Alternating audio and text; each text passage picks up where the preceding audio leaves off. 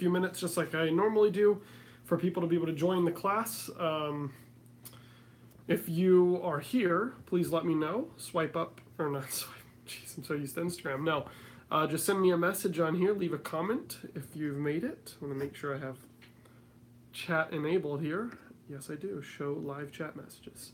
Cool. Yeah, if you're able to join, send me a message here and leave a comment. And as well as if you'd like me to start on a specific subject, please let me know.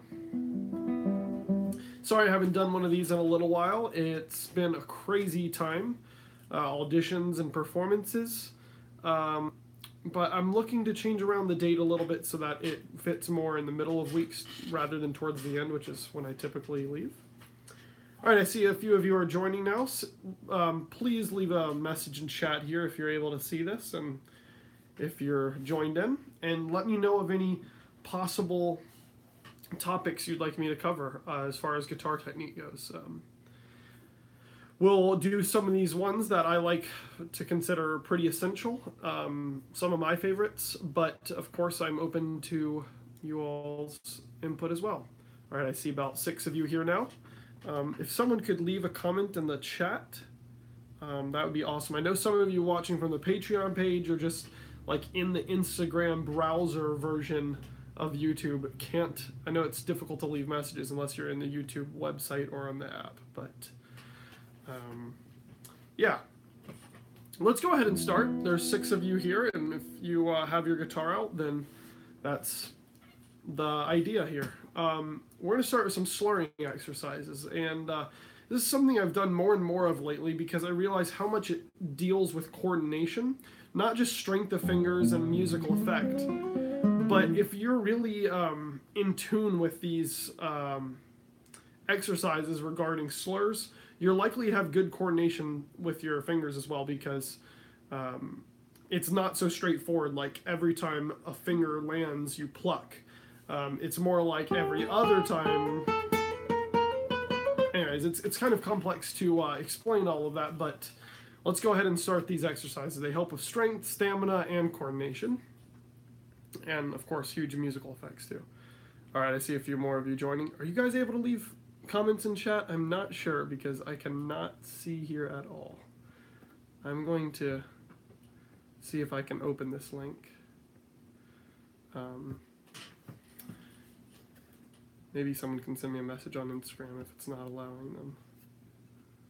Okay, so let's go ahead and start this. I'm going to start with these 1, 2 slurs. So basically every string we're just plucking once per string. I'm doing my thumb for the first 3 and then I and A for the top ones. But that's really not the important part over in the right hand, it's the left hand. And before we start, I just want to say a couple of things that's important about these. And one of those ideas is that it's not sounding like this. The point is for it to be a very steady rhythm, identical to if you were to be articulating each one.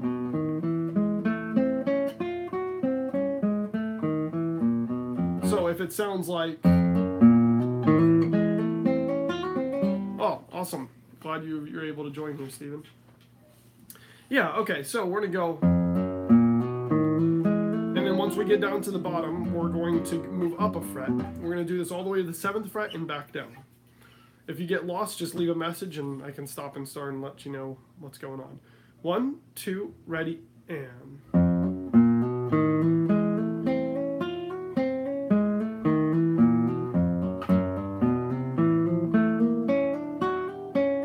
So now we're about to move to the 3rd fret, hammering onto the 4th. Something you need to pay attention to here are your other 2 fingers that aren't in use, your 3rd and 4th finger. They should not be way up high in the air or way off the fretboard over here. The reason being is because what if you were to be doing this in an actual piece and you needed to use those 2 fingers, which likely you're not doing this exact exercise in a piece. So we're headed back down the opposite direction here. And then we're going 5th to the 6th fret now.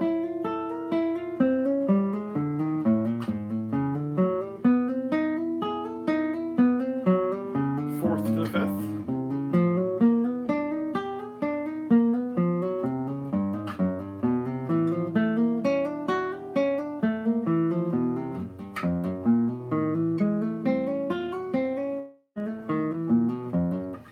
So my point was saying, you know, when you're doing these slur exercises between 1 and 2, you want to make sure these fingers aren't way up in the air or off the fretboard, because likely in a piece you might need to go or. So these fingers have to be very usable after this 1 or 2. Maybe you're going or I don't know, just making things up, but these fingers ideally are still usable when you're doing this, because if they're not, you're practicing something that's actually hurting you. So maybe at this speed, if this is your first time fixing a habit like that, you're thinking, oh, it's really hard to do that. I need to focus on that. Well, if you do it slow enough, you can do it perfectly, I promise. So for instance, if you're having a problem doing it at the speed we were just doing it, try going this speed. I guarantee you can apply enough focus at that speed to keep these fingers close to the fingerboard. I can improve what I'm doing by going that slow, by making sure they're staying low. Anyways. Alright, who else is here watching this? I saw Steven commented. I know a few others are watching. Hopefully you guys are getting this exercise. I'm going to go ahead and start with 2 to 3. 1, 2, ready, and. Sorry, I'm going to go this speed. Da-dum, ba-dum, ba-da. 1, 2, ready, and.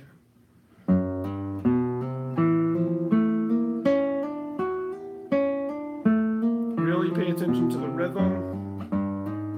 You don't want this. You want it to sound like this. Of course, with the more legato because of the slur, but.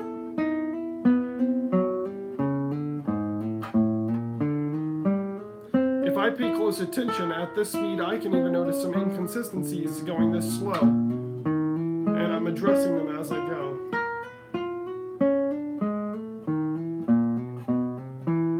We're going to go to the 7th fret here because we started on the 2nd. Sorry, we're going to go to 8th fret.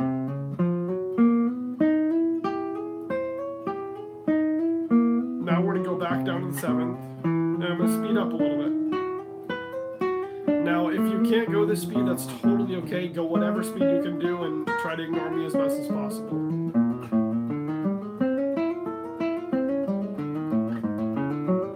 Any suggestions for the next thing to talk about? We're going to go through the next combination of 3 to 4, but then I'm open to suggestions. Okay. Go. I'll give you a second to type if you've got something. Sorry, you probably see the background here is a mess. I am leaving tomorrow early morning, so I kind of have stuff all over the place, packing. Leaving for New Haven, Connecticut tomorrow morning. Okay, we're going to do frets 3 to 4 with our 3rd and 4th fingers, so our ring and pinky. This one, it's very important.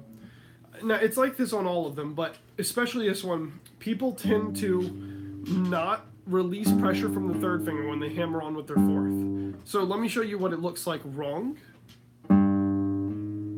That is wrong. Even though it might look okay, you can clearly see that all the weight is still on this finger. And this one is just kind of tapping down while this one is keeping all the pressure. It should look and feel, more important feel, but it should feel like this. Now this 3rd finger isn't actually lifting off the string. It's just the pressure is coming off of it. So it's pressure lifting from that and moving to this. That type of exchange is what can get you going really fast, and it's not just about speed, but you'll be more relaxed when you're playing like this as well. Because think about it. If you keep the pressure on this 3rd finger the whole time as you move up, that's like twice as much pressure and weight that you're applying onto the string that you don't need. So if you were flying through a piece, you'd be applying twice so much pressure, you're not going to be able to do it. So let's think about that as we go through. 1, 2, ready, and.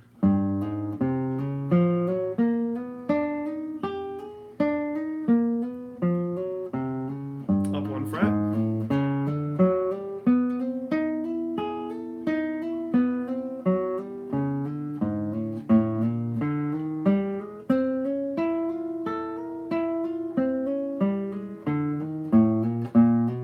We're hammering on from the 6th to the 7th fret.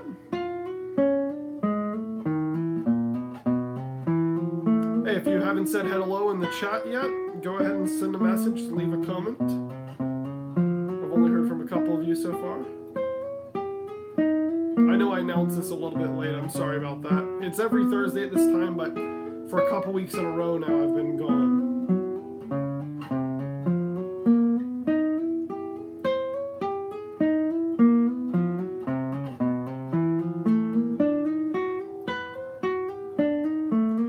Now you'll notice I'm speeding up a little bit, that's intentional. Do whatever speed you can. It's good to be pushed a little bit.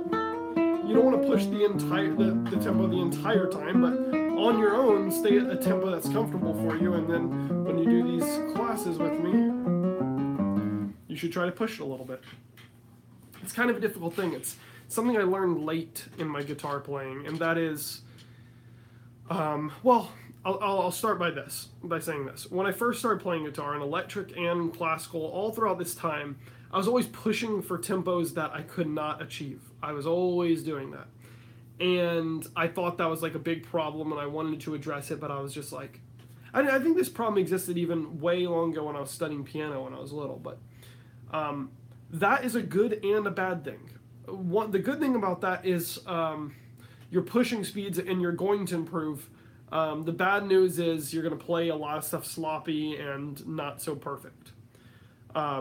But what I didn't know is that there's a correct blend between these two things, and everyone's different, but you need to practice a lot very, very slow, where everything's nice and coordinated and comes out cleanly and perfectly, but you still need to push yourself, because there's tons of people who do arpeggios and scales every day, and you might improve like at this speed, but it's like the equivalent of a runner running 10-minute miles, like pretty slow, but not the slowest. You still were running every day, but you're going to improve very slow. Now, if you push yourself every now and then, you're going to be able to go much higher. It's not fun to push yourself. It's not fun to play exercises that you can't really do or play sloppily, but you do need to push yourself. So hope you enjoy that little point and maybe absorb that. It's something I wish I would have absorbed much sooner, and am still absorbing, trust me. Okay, so let's do this one more time between 3 and 4, and then we'll move on to another type of exercise. Oh, Stephen, I'll get to that next. That's a good question. Stephen asks, how has your arpeggio practice been? What is your favorite exercise? I'll go over that in a second. Okay, let's do, actually, instead of 3-4, let's do 2-4 to close this out. Same sort of thing. Make sure you're not hanging on to the second finger and just tapping away with the fourth. Make sure it looks like this. Like, to exaggerate a lot would be this. Of course, this is not what's happening. But transfer the weight from your second finger to your fourth. Okay, let's try that. 1, 2, ready, and...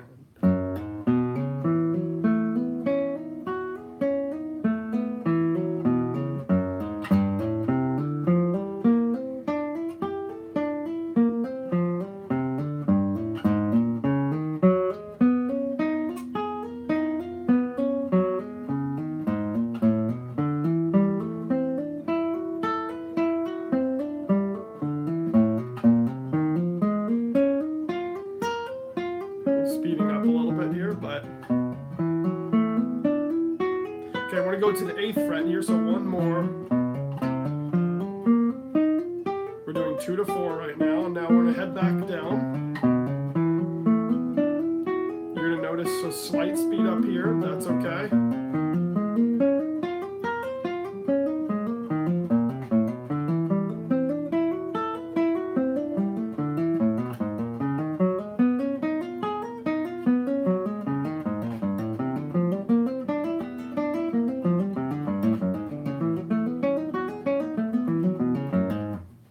Okay, so obviously you can do that combination 1-4, 1-3. And I bet you that if you do these, just even at the beginning of a practice day, whatever, you'll feel so ready in your left hand, especially if you push it at the end there, or do it. Like another thing you can do without all these, it's been 15 minutes here, by the way, and we got through all those exercises. If there was no talking, you would have got through that in 6 minutes, maybe 5. But you can start...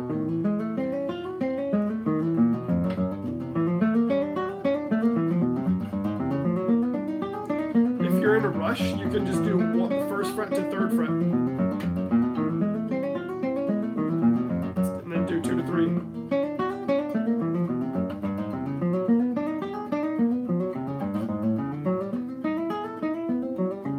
It's a really nice way to warm up, and as long as you're paying attention musically to make sure the notes are rather than but you probably even heard me doing a couple of times here by accident. Like if I push my limit, sometimes it starts going anyways, okay. Steven asked about arpeggio practice and what's my favorite. Favorite's a funny thing because like for different times, different arpeggio practices are needed. Right now, I'm doing this arpeggio practice. I think it's somewhere in the early 100s. I think it's like 102 to 105, something like that, of Carlavaro Book 2. And it's like an A&M exercise where you're doing string crossing, like pretty large string leaps with your A&M finger, which the reason why this is helpful for me right now is I'm playing this Scarlatti where the A&M is doing all sorts of crazy stuff. Like, I'm in D, so it's hard to play this, but my A finger is like reaching and doing crazy things. So this exercise goes like this. And it's all with A and M, there's no I and M. But when I'm done working on that one, playing in all variants, I feel like my A and M finger are like invincible. And then you can do the same thing with, see, I'm skipping the B string at first. A, M. So A, M, A, M, A, M, A, M, A, M, M. And we're going one as far as string numbers. 1, 3, 3, 3, 2, 3, 4, 3. 1, 3, 3, 3, 2, 3, 4, 3. 1, 3, 3, 3, 2, 3, 4, 3. 1, 3, 3, 3, 2, 3, 4, 3. Okay. But one of my favorite arpeggio exercises would definitely be Etude 1 by Villalobos. This one. Say? Yeah, one of my favorite arpeggio exercises. I don't know what I said. But it's my favorite because it's so beautiful. And there's so many different great ways to practice it. And to tell you a short story, if you guys don't know of him, there's a really great Italian guitarist named Agnello Desiderio. And I was in a master class with him, and he was demonstrating the class being able to balance your fingers and accent one finger and not another. And he was using Etude 1 as an example. And, you know, I've heard this way of practicing before. It's like, oh, accent one finger only. So go through this entire Etude just accenting maybe I finger. So it'd be, which is great exercise. Then you go and you accent M. But I heard him do this to where he wasn't just accenting that one finger. The other ones were so quiet that it sounded like he wasn't even playing. I thought first he was just going like, but his other fingers were moving, so he was just able to control the other fingers and play so quietly that you wouldn't even believe he was playing. And he was playing this fast, like faster than anyone in the class could even play that Etude. So that really inspired me to work on this in that way. So I will start with I finger and I'll play everything else really quietly.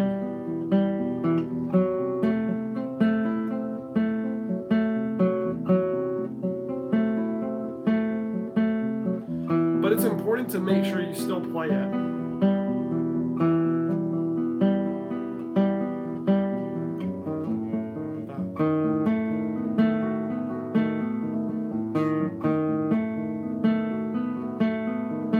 So then I'll switch to M. Sorry to be boring if you don't know this exercise, but you can just go over an E minor chord here. So then I'll go.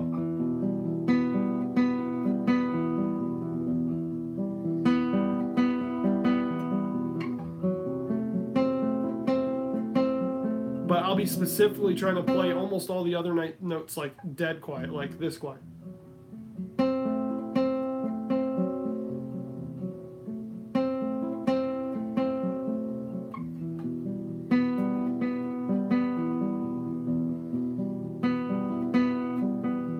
It makes you really especially pay attention to your A finger. Sorry, I'm going to put, whoa! Almost lost my iPad there. So yeah, it makes you really pay attention to the A finger if you're accenting M.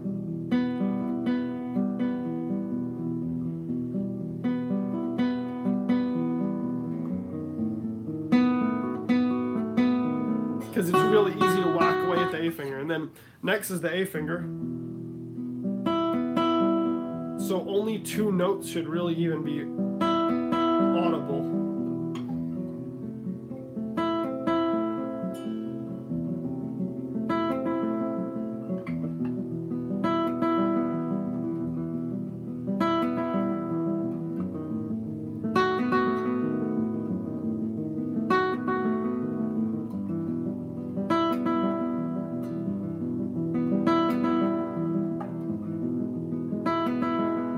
So anyways, this is the point. Also to do thumb alone, so and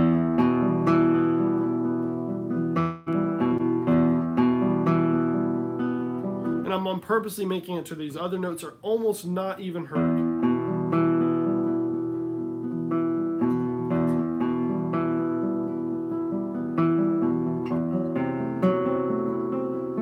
Careful practice of this can bring your right hand to a crazy level. And then afterwards, you'll notice how easy it is to play this etude fast because you'll feel like you have such control over all of your fingers. Okay, so if you're just joining here, let me know you're here. Leave a comment in the chat here.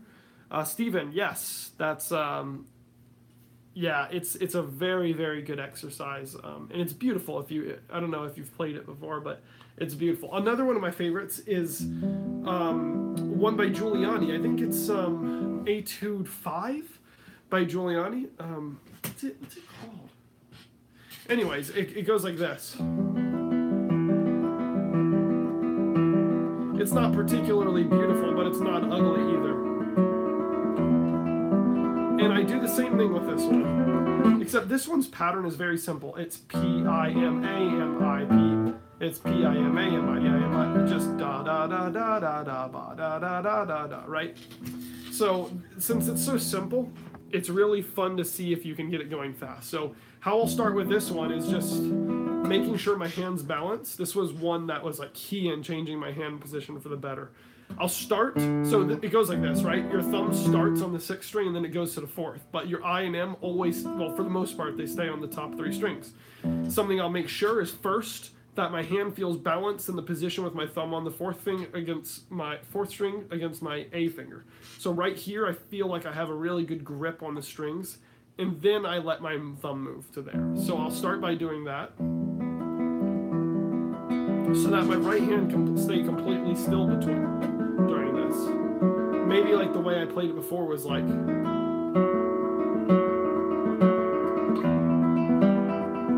which is not good. When you're going at high speed, moving your hand that much can really affect you. Now, of course, if you're trying to get one loud note, like, you gotta do it, but your hand should be moving minimally. And that's how this exercise goes. I do the same thing. I go I. Oh, sorry.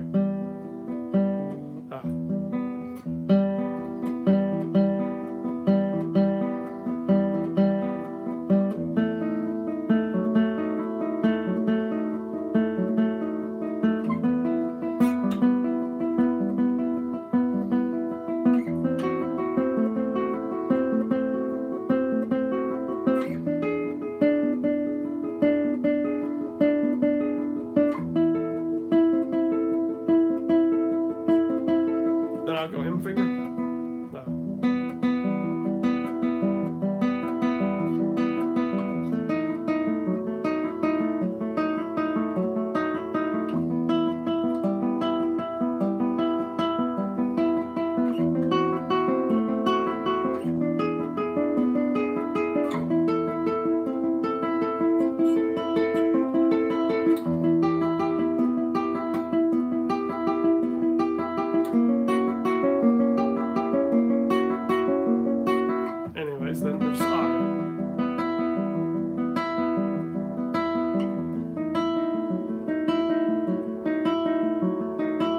In addition to getting your fingers very coordinated here, it gives you a chance to really listen to the sound that you're making. For instance, I'm following my A finger a little bit because I'm noticing that I can make a better sound, and I'm trying to figure out what that is. Okay.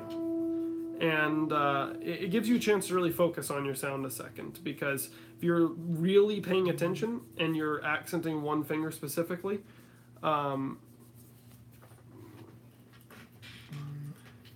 sorry, just getting a message. Okay.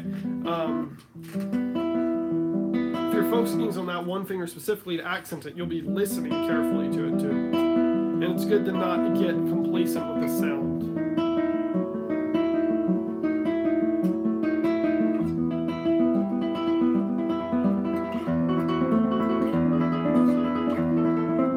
Okay, and then the other exercises that I do a ton of are these Carl Lavaro Book 1 or Book 2 arpeggios that I mentioned. I mentioned the one in the hundreds, but also just the ones right at the beginning, starting with A, M, I, M.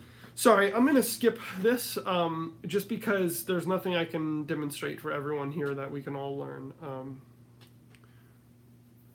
So let me go ahead and talk about these right hand exercises. But just to tell you, Stephen, that these will help with your arpeggios too, what I'm about to show you here. And actually, let's do these with our M and A finger. So we're going to start with M, and then we're going to play A. So we're going to go M, A, M, A. What we're going to do is we're going to play M, A, M, A on the first string, then M, A, M, A on the second. Same thing. So 4 notes on each string. And let me think of a good way to do this.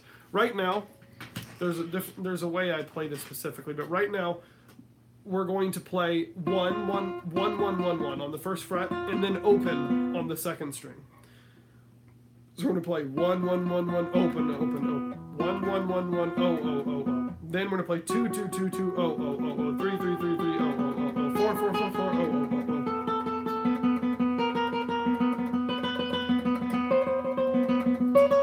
oh. So we're going to go to 12th fret and back down. I'm going to go really slow, this speed. 1, 2, ready, and. Oh, ready, and. 1, 1, 1, 1, oh, oh, oh, oh. 2, 2, 2, 2, oh.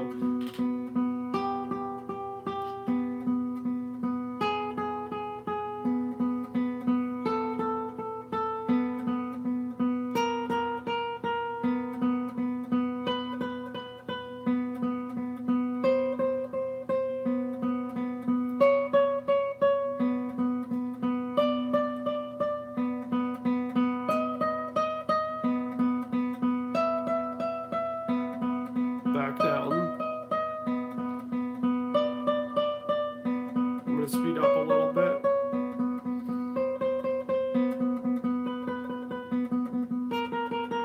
Go whatever speed you can.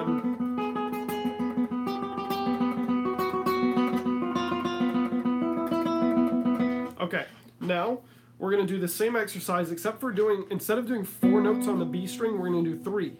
So we're still going to be doing 4 notes on the first string, 1, 2, 3, 4, but then we're going to go 1, 2, 3, 1. So it's going to go 1, 2, 3, 4, 1, 2, 3, 1, 2, 3, 4, 1, 2, 3. Now, the goal in this is that it's not, or the point of this, where the point comes from, sorry, is that it's not an even number on each strings, which means the string crossing is going to alternate each time. It's going to start with doing a good string crossing, but then after you play these 3 notes and then you come back to the first string, your A finger is going to be starting the line instead of your M. Now this is not something you have to think about as long as you keep this alternation going. But then, so you have to go A, M, A, M. That A going to the second string is now a bad string crossing. It's a difficult one. Not bad, it's good to practice, but that's something that we don't practice too often when we're doing scales and arpeggios, like doing things that are unnatural but happens all the time in our music. So in that way it is natural, but it's not something you would like willingly practice. Anyways, it works very well. So we're gonna go 1, 2, 1, 2, 3, 4, 1, 2, 3, 1, 2, 3, 4, 1, 2, 3, 1, 2, 3, 4, 1, 2, 3, 1, 2, 3, 4, 1, 2, 3. Let's start that again. 1, 2, ready, and 1, 2, 3, 4, 1, 2, 3, 1, 2, 3, 4, 1, 2, 3.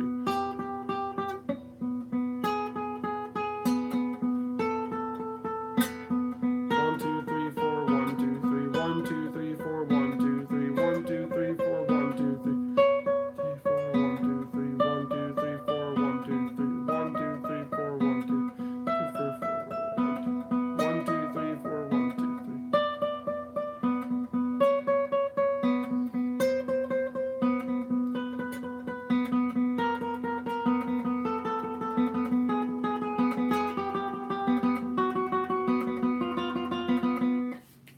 Now, that was probably pretty difficult your first time going through. I promise it won't always be that way. You'll start feeling a rhythms that, oh, 1, 2, 3, 4, 1, 2, 3, 1, 2, 3, 4, 1, 2, 3, 1, 2, 3, 4, 1, 2, 3. And it'll stop being like this memory game, like, oh, am I on 4 or on 3? You'll start feeling 1, 2, 3, 4, 1, 2, 3, 1, 2, 3, 4, 1, 2, 3, 1, 2, 3, 4, 1, 2, 3, 1, 2, 3, 4, 1, 2,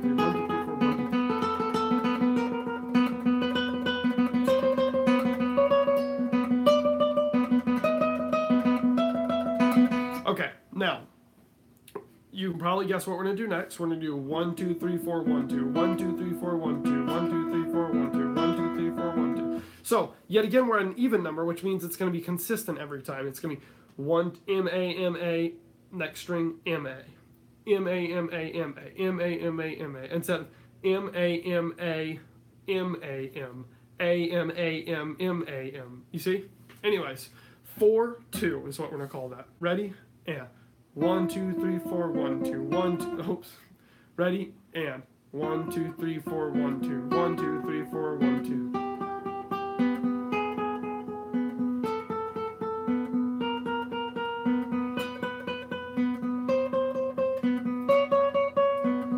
I'm gonna slow it down.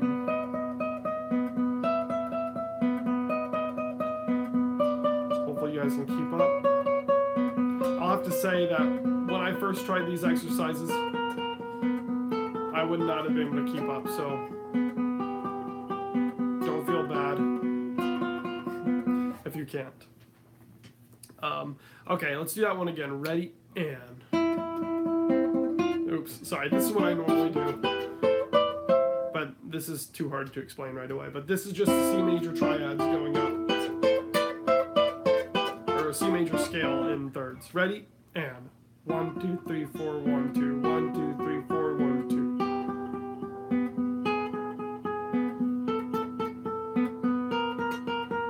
Sometimes I throw a staccato line there.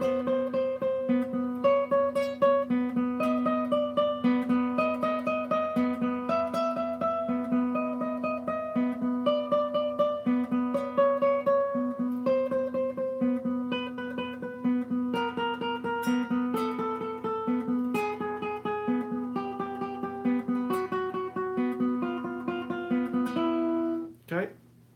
Now let's do 1, 2, 3, 4, 1. 1, 2, 3, 4, 1. 1, 2, 3. Another odd number. This is a total of 5 notes. So you're going M-A-M-A-M, A-M-A-M-A, M-A-M-A-M, A-M-A-M-A.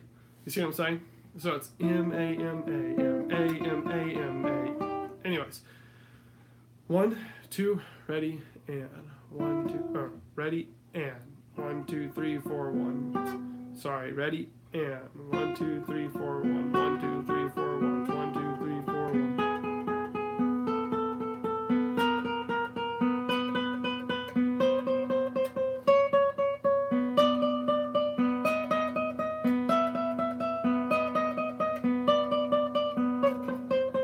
Sorry, I'm getting confused. 1, 2, 3. We're starting at the 12th fret. Ready, and 1, 2, 3, 4, 1. 1, 2.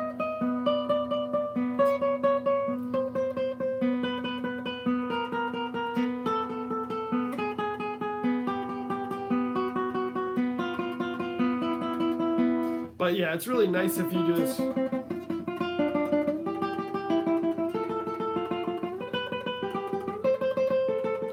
Just sounds a little bit more pleasing.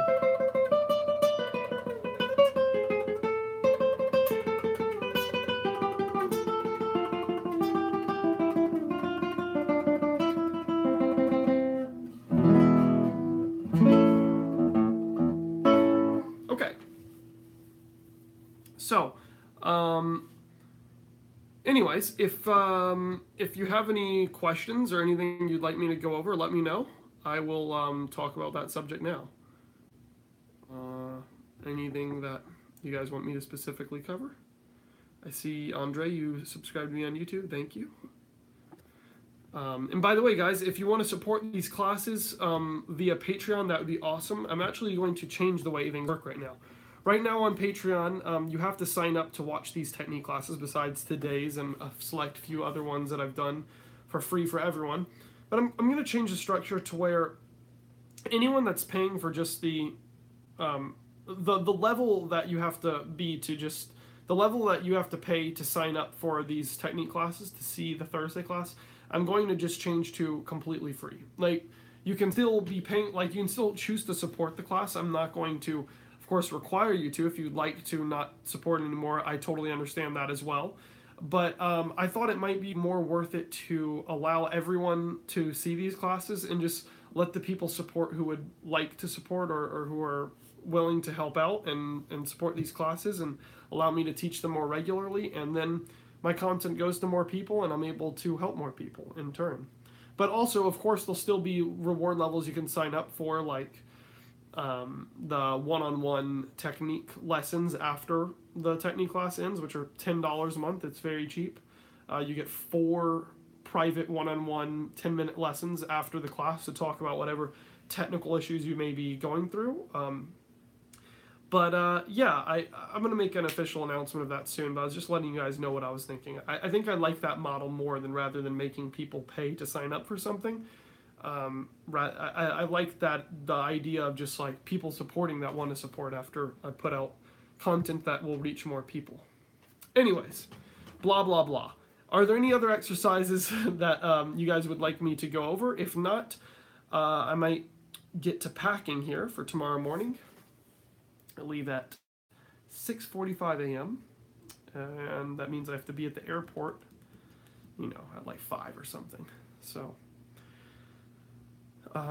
thank you guys for watching. I hope you enjoyed, and feel free to send me a message after the class. Let me know you enjoyed it. Leave a comment, subscribe, sign up on Patreon. I'll see you guys soon on Instagram. See you later.